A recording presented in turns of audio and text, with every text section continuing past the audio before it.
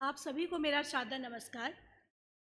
अपने शोध पत्र को प्रस्तुत करने से पूर्व मैं सर्वप्रथम सुलभ international school of action sociology एवं सोशियोलॉजी ऑफ सैनिटेशन पर इस 4 दिवसीय राष्ट्रीय संगोष्ठी के संयोजक प्रोफेसर बिंदेश्वर पाठक जी का हृदय से आभार व्यक्त करना चाहती हूँ कि आपने मुझे इस संगोष्ठी में आमंत्रित किया तथा मुझे अपने विचारों को व्यक्त करने का एक सुअवसर प्रदान किया।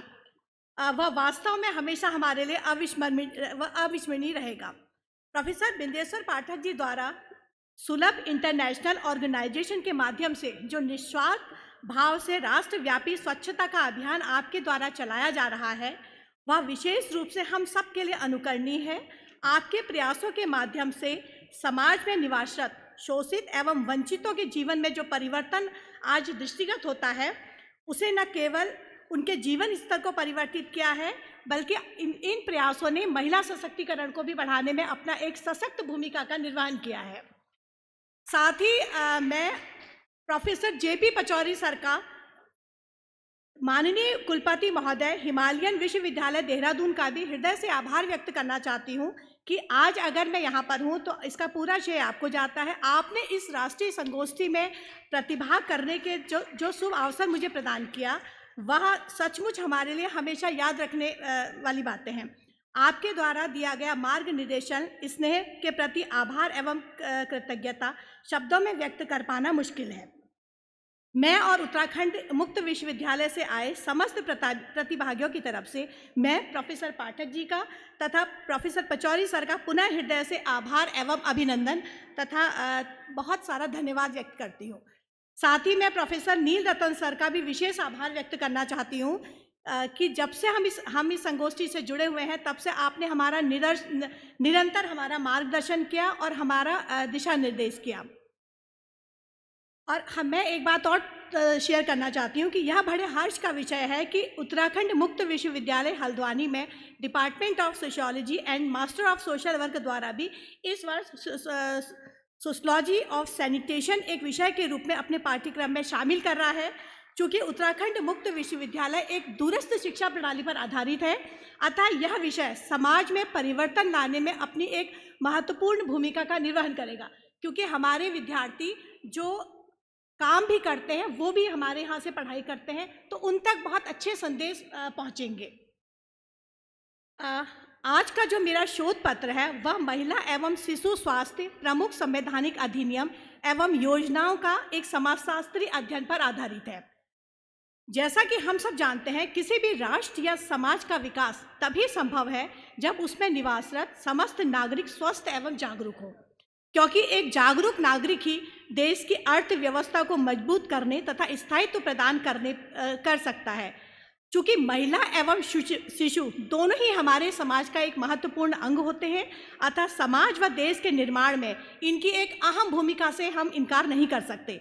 जहाँ एक और महिलाएं संपूर्ण व्यवस्था एवं अर्थतंत्र रीढ़ की हड्डी मानी जाती हैं, वहीं शिशु या बच्चे हमारे आने वाले भविष्य का निर्माण करने में सहायक होते हैं। एक सुखी एवं स्वस्थ जीवन यापन के लिए गुणवत्तापूर्ण जीवन स्तर, स्वच्छ पर्यावरण, जल, स्वच्छता एवं पोषण युक्त भोजन का हमेशा से एक विशेष महत्व होता है। क्योंकि समय का अभाव है, इसलिए मैं बहुत ज़्यादा इसमें डिटेल में नहीं जाऊंगी। सिर्फ मैं आपको ये स्थितियाँ बताना चाहती हूँ कि जो समाज में मतलब जो सामाजिक रूप से हमारी जो महिला एवं बाल जो स्वास्थ्य है, उसके लिए अनेक प्रकार के संवैधानिक अधिनियमों का निर्माण किया गया है। कई योजनाएं बन रही हैं और क्रियान्वित भी हो रही है, लेकिन बहुत ज़्यादा फायदा आज भी उन ग्रामीण क्षेत्रों में नहीं हो रहा है जहां तक वास्तव में उन संवैधानिक अधिनियमों योजनाओं का लाभ होना चाहिए। क्योंकि एक डॉक्टर दयावंती हैं, उनका एक ग्रामीण महिलाओं की स्वास्थ्य समस्या एवं जागरूकता पर एक अध्ययन किया गया था। उन्होंने अपने जो अध्ययन में पाया कि परिवार की जितनी भी महिलाएं होती हैं, वह ग्रामीण क्षेत्रों की मैं विशेषकर बात कर रही हूँ, कि प्रत्यक्ष या अप्रत्यक्ष रूप से हमेशा वह अपने परिवार को एक आर्थिक मदद देने के लिए तैयार रहती हैं। लेकिन उस कंडीशन में क्या होता है कि वह अपने स्वास्थ्य पर ध्यान नहीं देती। उसका पूरा ध्यान रहता है कि अपने परिवार की सेवा करना, उन्हें समय पर भोजन देना, उसके अलावा उनकी आर्थिक मदद करना। इस कंडीशन में वह अपने स्वास्थ्य का कभी ख्याल नहीं रख पाती है। और दूसरी तरफ और अशिक्षा और अज्ञानता के कारण कई महिलाएं अपने शिशुओं का ध्यान इसलिए नहीं रख पाती कि कब टीकाकरण करना है, कब उन्हें पौष्टिक खाना देना है, वो ये समझ नहीं पाती हैं। और संतुलित आहार के विषय में आज भी ग्रामीण समाज की महिलाओं को कोई भी जानकारी प्राप्त नहीं होती। तो इस कंडीशन में वह हमेशा पौष्टिक तत्वों के जो भोजन होता है उससे वंचित रहती है और उसके बड़े दूरगामी परिणाम हमारे सामने आते हैं। अब कुछ महत्वपूर्ण आंकड़े हैं जो मैं बताना चाहूँगी कि लगभग 78,000 महिलाओं की मौत बच्चे के जन्म देते समय होती है और जिन्हें बचाया जा सकता था। और विश्व में प्रसव के दौरान हर रोज मरने वाली 1,500 महिलाओं में हर चौथी महिला भारत में उनकी मृत्यु होती है। केवल जो 42% जो जन्म होते हैं उन बच्चों की जो निगरानी होती है वो पेशेवर नर्सों के द्वारा होती है, जबकि अधिकांश बच्चे आज भी ग्रामीण समाजों में घर पर हो जाते हैं। हालांकि अब बड़ा अच्छा है कि 108 जब से सुविधाएं आई हैं तब से लोगों में थोड़ी सी जागरूकता बढ़ी है और वह उसका लाभ भी उठा रहे हैं। कुछ बहुत सारे संवैधानिक अधिनियम हैं, इन्हें मैं अभी नहीं बताना चाह रही हूँ क्योंकि बहुत समय कम है और सर ने मुझसे कहा था कि आप 5 मिनट में ही बताइएगा। तो मैं इसका एक कंक्लूज़न, मैं बस इसको बाइंड अप करती हूँ। उसके बाद कहने का मतलब मेरा जो कहने का तात्पर्य है वो ये है कि संवैधानिक अधिनियम योजनाएं बना देना बहुत अच्छी बात है, लेकिन उनको क्रियान्वित करने के लिए हमें क्या करना चाहिए इस पर ज़्यादा हमें फोकस करना चाहिए, क्योंकि योजनाएं बहुत बन रही हैं और बहुत व्यापक लागू पर बन रही हैं।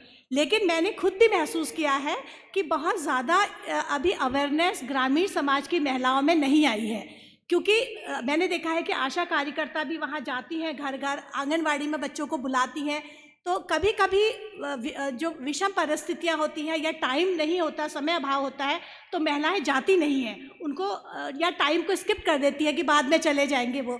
तो और उसके साथ साथ मैंने देखा है कि मासिक धर्म के जो जानकारियाँ होती हैं उसके बारे में अभी भी बहुत ज़्यादा अवेयरनेस है। आज भी महिलाएं जो ग्रामीण क्षेत्रों में हैं उसके प्रति, अपने स्वास्थ्य के प्रति सचेत नहीं रहती हैं। इस संबंध में मैं एक बात आपको बताना चाहूँगी कि हमारे यहाँ MSW में एक छात्र है राजीव जोशी, उसने अल्मोड़ा में जो विश्वविद्यालय में एक रिसर्च स्कॉलर है आशीष पंत और उनकी गाइड है प्रोफेसर इलाशा, उनके साथ इस संदर्भ में जो कॉलेज गोइंग लड़कियां हैं या स्कूल में पढ़ती हैं उनके साथ सोच संस्था के साथ मिलकर उन्हें अवेयर करने का एक जिम्मा उठाया है और जो बहुत अच्छा काम कर रहा है। हमेशा वो गांव में कैंपिंग करते हैं और उनको अवेयर करते हैं। तो बहुत ज़्यादा टाइम न लेते हुए मैं यही कहूँगी कि संवैधानिक योजनाएं बनाना अच्छा है और अच्छी बात है। मुझे बड़ी खुशी है कि धीरे धीरे अधिनियमों में बढ़ोतरी हो रही है, लेकिन ज़्यादा ज़रूरी ये है कि वो अवेयरनेस वहाँ तक पहुँचे जिनको इनकी ज़रूरत है। Thank you sir.